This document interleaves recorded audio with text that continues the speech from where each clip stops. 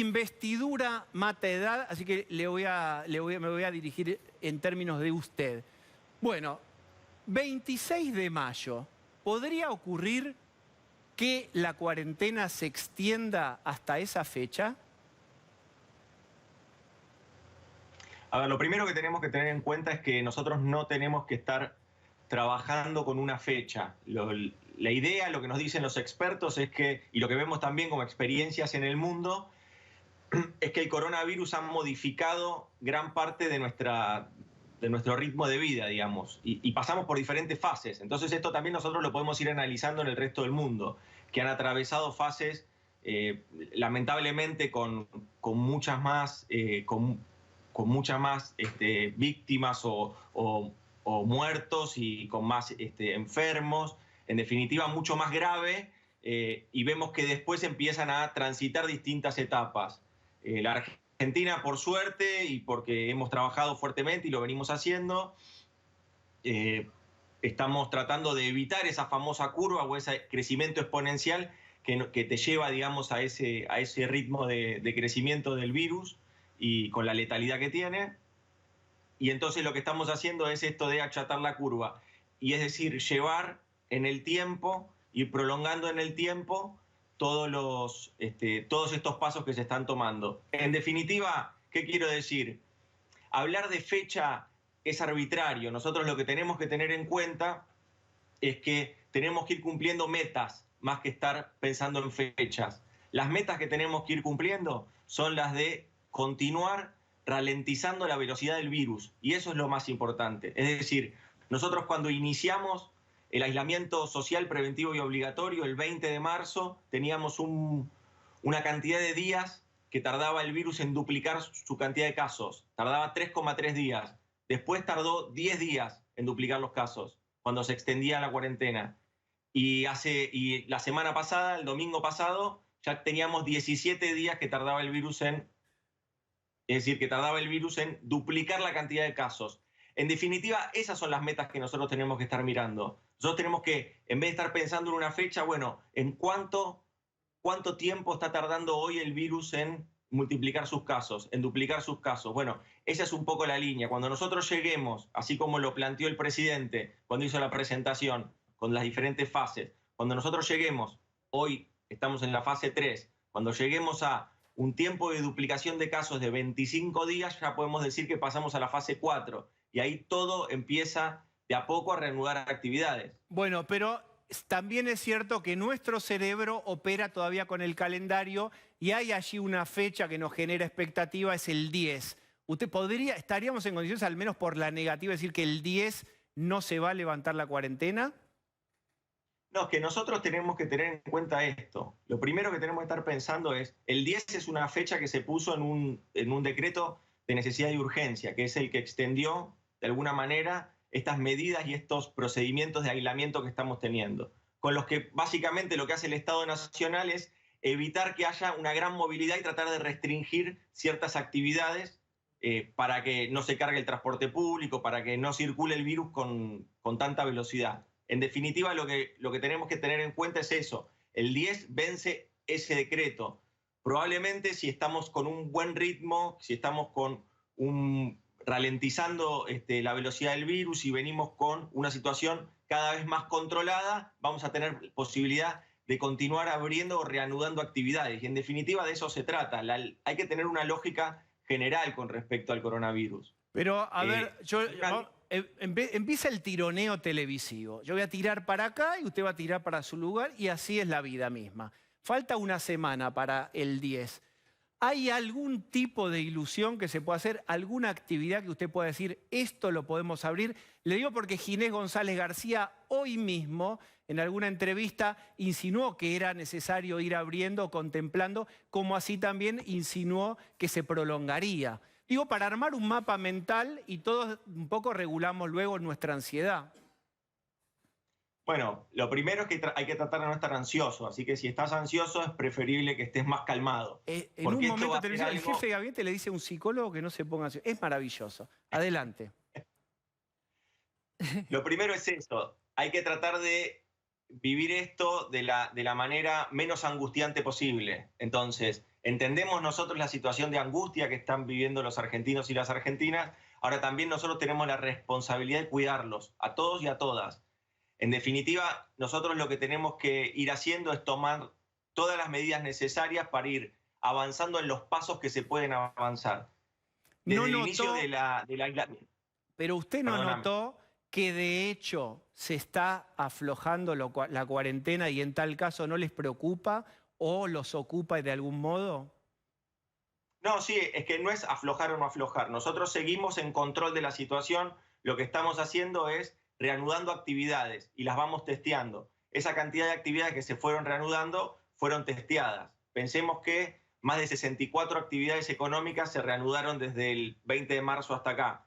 De hecho, hay provincias que ya fueron avanzando fuertemente con las salidas recreativas. Es decir, todas modalidades que nosotros las vamos administrando y las vamos habilitando y las vamos testeando, vamos viendo a ver de qué modo eso va evolucionando. En definitiva, de eso se trata. Por eso yo no quiero caer en discutir una fecha, porque me parece que eso va a sumar angustia. Lo que sí tenemos que tener en mente es que del esfuerzo de cada uno, del esfuerzo individual de cada uno, es el éxito colectivo que podamos tener. Algo con los niños, retomo, hace una semana, digamos, 8 días, hubo ahí un avance y retroceso con la idea de que se podía salir 1 hora, 500 metros, etcétera, con alguno de los chicos. ¿Hay algo de eso que se reconsidere o todavía controlamos la ansiedad? No, a ver, en primer lugar nosotros seguimos sosteniendo que la Argentina, como es el 8º país más grande del mundo, tiene que tener obviamente políticas distintas y aparte el nivel de contagio que hay en algunas zonas son muy distintos a otras. Así que en definitiva lo que tenemos que tener es una política focalizada o diferenciada. De ahí es que nosotros avanzamos, obviamente como el gobierno nacional fija las pautas nacionales, lo que tiene que hacer es reglar sobre todo el territorio nacional. Luego que lo que sucede es que la autoridad de aplicación de las normas nacionales terminan siendo las provincias, los gobernadores o el jefe de gobierno de la Ciudad de Buenos Aires en este caso. Y en definitiva ellos son los que tienen que llevar a la reglamentación cada una de estas cuestiones. En definitiva, lo que nosotros planteamos es que existe una necesidad de parte de los niños, niñas y adolescentes de generar algún grado de expectativa o de salida. Nosotros lo seguimos planteando en esos términos. Ahora somos responsables y somos corresponsables también con las decisiones que se toman en otras jurisdicciones, porque en definitiva son ellos los que llevan el termómetro más específico de cómo está el nivel de contagio en su ciudad. Ministro, hay algunos que dicen que el gobierno se enamoró de la cuarentena. Hasta Pichetto hoy avanzó y dijo algo así como que es un plan de gobierno, como criticando que están demasiado cómodos allí. No sé qué dice Pichetto, pero lo que nosotros, porque aparte no tenemos mucho tiempo de ponernos en eso, cuando administramos una pandemia, cuando administramos una situación tan angustiante para las familias argentinas, necesitamos tener todo el foco ahí. El presidente fija prioridades y el equipo de gobierno y el equipo de gestión tiene que estar gestionando. Y nosotros nos pensamos gestionando esta pandemia por un tiempo largo. Por eso yo no te quiero dar una fecha, tampoco te quiero alarmar. Lo que sí tenemos que tener en mente es que tenemos que cuidar a los argentinos y a las argentinas. Y ese es nuestro desafío y ese es nuestro compromiso principal. Bien, Liliana Franco. Buenas noches, ¿cómo le va, ministro? Uno de los sectores más afectados y además se presume, dada que demanda mucha gente caminando por la calle, son los pequeños comerciantes, los comerciantes de cercanía. Por ejemplo, por mencionarle, sé que su señora le tuvo que cortar el pelo, los peluqueros, por ejemplo, no están pudiendo trabajar, tampoco lo están pudiendo hacer la mayoría de los comercios de vestimenta, calzado. Muchos de ellos no necesitan subsidios para salarios porque trabaja la familia. ¿Qué le pueden dar a esos sectores que presumen, que se estima que van a ser los últimos en poder volver a la normalidad? No, a ver, nosotros hemos hecho una batería de medidas para trabajar sobre todo en diferentes aspectos. El primer aspecto es en tratar de llegar directamente a un ingreso a las familias más postergadas, más humildes, o a las que tienen o a las que tienen, digamos, no tienen relación de dependencia o están, como se suele decir, están en negro, digamos, están en una economía informal. Ahí hemos avanzado en lo que es el ingreso familiar de emergencia. Sobre eso después el presidente nos instruyó para trabajar en los monotributistas y en autónomos. Muchos de los que vos estás planteando de esa clase de comercio deben estar insertos en este tipo de caracterización desde el punto de vista impositivo. Hacia ahí nosotros hemos apuntado créditos a tasa cero, donde con 6 meses de gracia, donde se empiezan a pagar recién en noviembre las primeras cuotas, y es un crédito directo de aproximadamente 150.000 pesos. A ver, nosotros hemos tenido distintas políticas, también hemos trabajado sobre el salario de los trabajadores. Sabemos que ahí hay un gran problema de pymes, comercios, como bien decía Liliana, que a partir de que no han podido trabajar, no han tenido actividad, y con lo cual no han podido facturar y no tienen ingresos como para afrontar los salarios de los trabajadores. Ahí el Estado se hace cargo del 50% del salario de ese trabajador.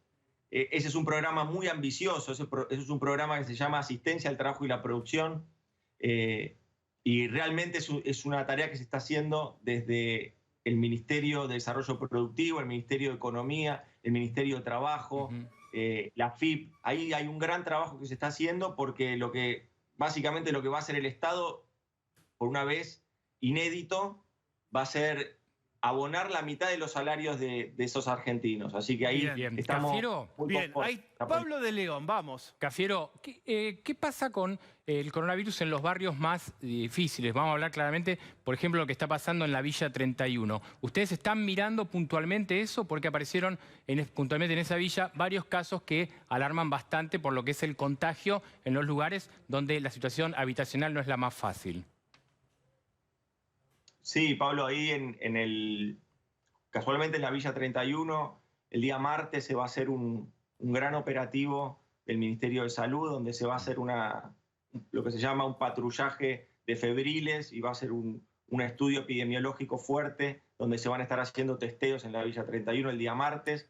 Así que sí, claramente que lo miramos con mucha preocupación. Son los argentinos y las argentinas que más necesitan, que más precisan del Estado y de esta mano que se les puede tender desde un gobierno. En definitiva, nosotros y nuestra tarea es trabajar con ellos y para ellos, con lo cual estamos avanzando desde ahí. El día martes vamos a estar haciendo este operativo y tratando de detectar febriles, tratando de generar cualquier tipo de política pública que haga aliviar el coronavirus en esos barrios, que es muy difícil. Bien, Osvaldo. Buenas noches, ministro.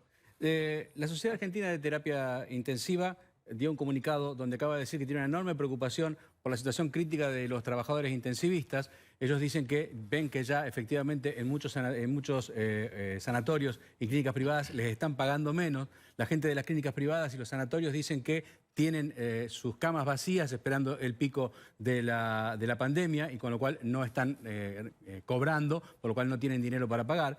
Y por otro lado, se supo que ese bono de 5.000 pesos, esos 4 bonos de 5.000 pesos que va a dar el gobierno, han excluido en principio a la gente de la atención primaria, con lo cual quedan como 120.000 trabajadores de salud afuera de ese beneficio, y recién ahora se acaba de dar esa reglamentación, que además es un poco complicada para que los trabajadores de la salud terminen recibiendo ese dinero. ¿Qué se puede hacer para que los trabajadores de la salud, que en estos momentos son aplaudidos todas las noches porque son los héroes de la situación, no tengan que pasar por esto? Mira, a ver, lo primero es, nosotros estamos trabajando con las clínicas privadas y con los sanatorios para ver de realizar también un trabajo de asistencia y atención específico, porque es cierto que muchos se han arremangado y muchas clínicas privadas han estado a la altura de la circunstancia siguiendo los lineamientos que se les ha dado desde la jurisdicción sanitaria a nivel nacional.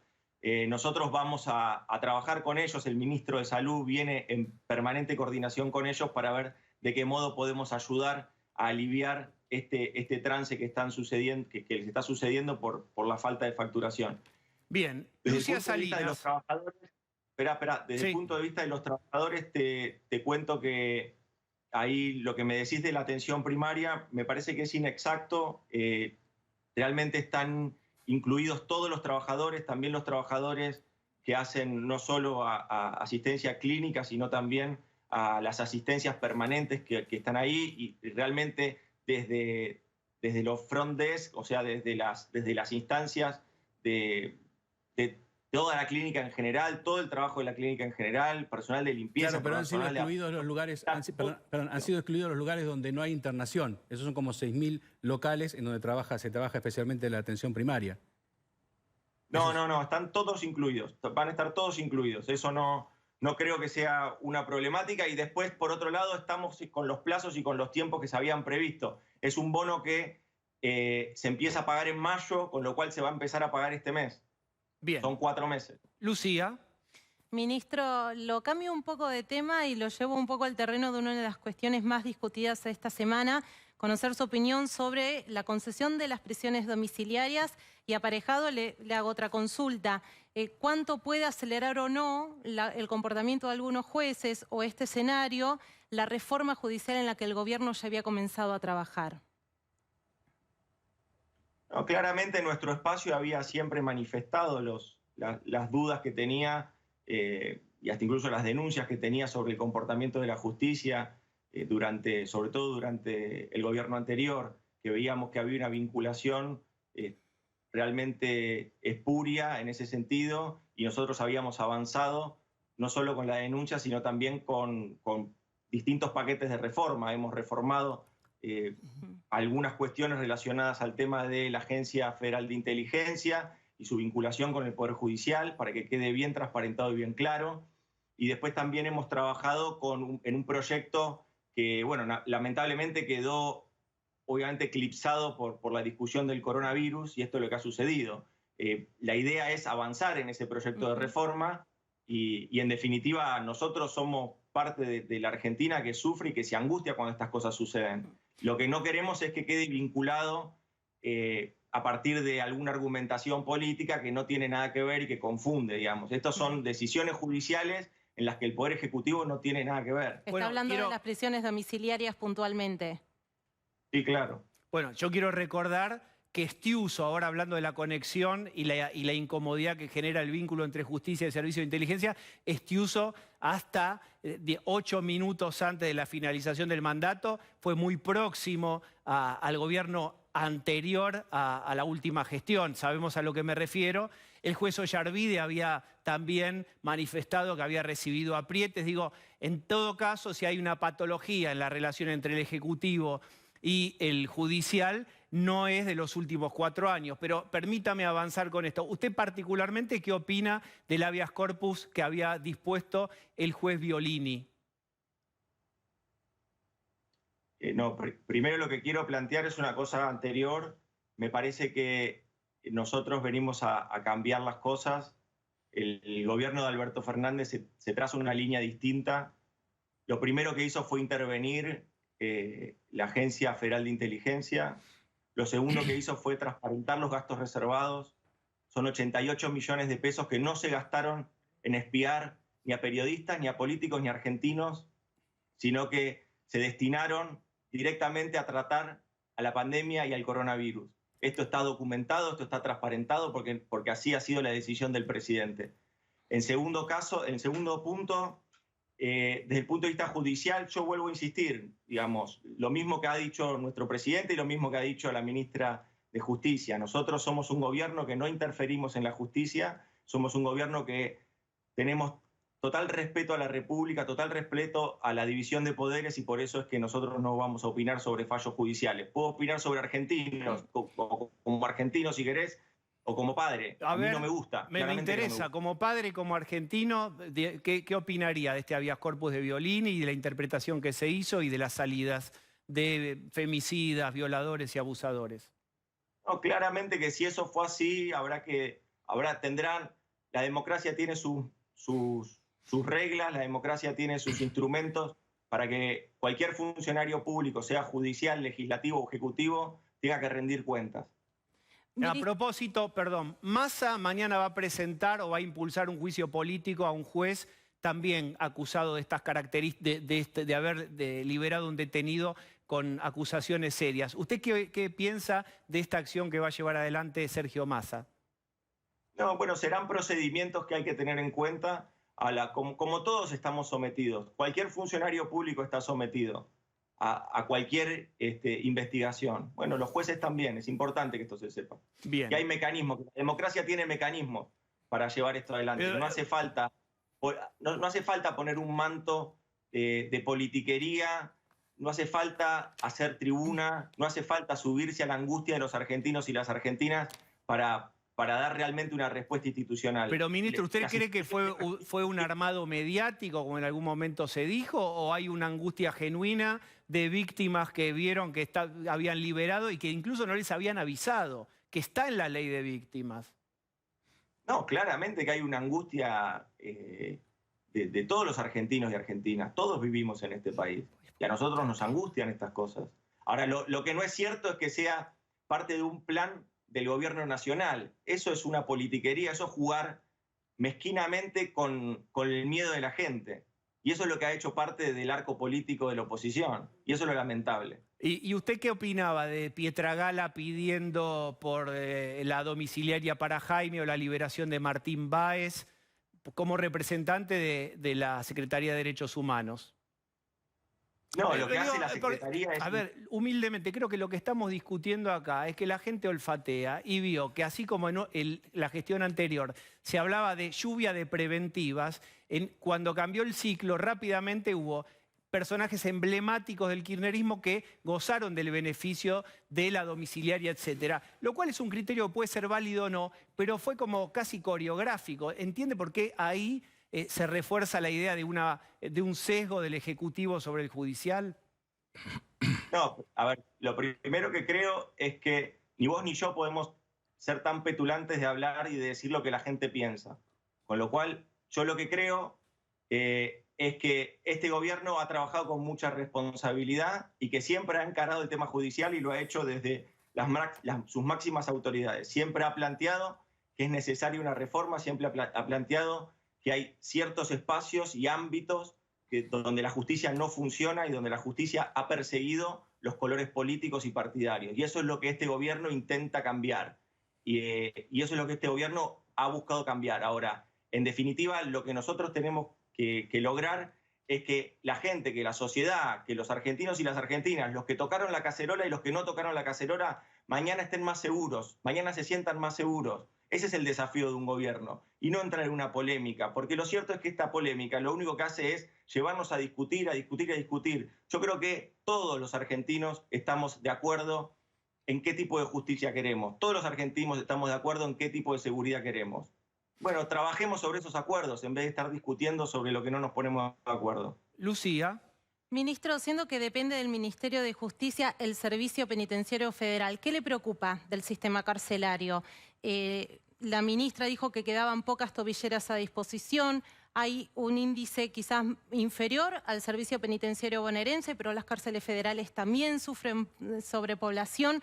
Hay un 49% de los presos que no tienen condena. Digo, ¿qué le preocupa de este sistema carcelario que sí depende del Ministerio de Justicia?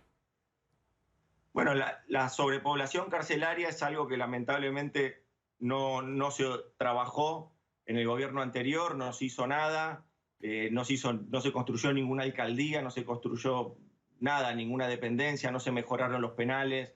En definitiva, fue otra área donde no se hizo ningún tipo de inversión de parte del Estado. Nosotros estamos trabajando para tener y contar con más tobilleras. En marzo se hizo una nueva ampliación de la contratación, es una contratación que se hace. Nosotros estamos contando con aproximadamente 6.000 tobilleras y ahora lo que empezamos a partir de la instrucción del presidente fue en trabajar en acondicionar algunas partes tanto de los penales como de las comisarías, de las comisarías no, como de los penales, como de las dependencias donde están detenidos las alcaldías, disculpe, para ponerlas en condicionamiento, porque si nosotros tenemos que hacer aislamiento de algún detenido que está teniendo síntomas, necesitamos tener algún ámbito de aislamiento. Y eso es lo que estamos generando. ¿Me permite una gota de descompresión? ¿Usted qué tiene? ¿Qué pósteres que usted tiene ahí atrás? La gente es chusma y yo también. ¿Qué tiene ahí? ¿AC/DC?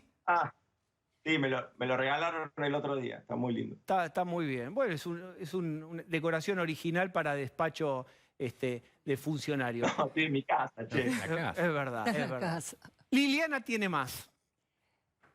La pregunta concreta es, ¿habrá notado, se están haciendo arreglos entre gremios y privados para rebajar salarios? Básicamente en el orden del 80-70%. El Estado, por ejemplo, los empleados públicos, y me refiero de directores hacia arriba, ¿está pensando en alguna recorte salarial?